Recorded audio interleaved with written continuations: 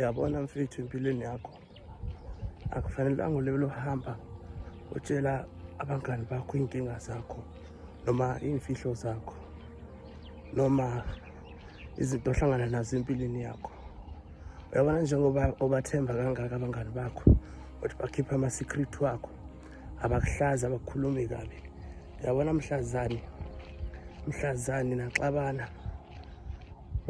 bazokuthuka ngalezo nkinga zakho bekade ubatshela zona. So qaphela mfethu, abangani bakho abatsheli i-secret zakho zonke ngoba at the end uzosola ngazo emuva. Bazokuthuka ngazo inkinga zakho fokaba ngiyakutshela. Ukovale ezinye izinto empilweni yakho, ungahambi ulebele utshela abantu inkinga zakho zonke ngoba at the end naxabana ngento encane nje uzokuthuka ngeenkinga zakho. Asibona bonke abantu kufanele kubatshela imfihlo zakho noma i-struggle sakho. Abanye bazohlekisa ngaso, bakuthuke ngaso. Ngiyabonga.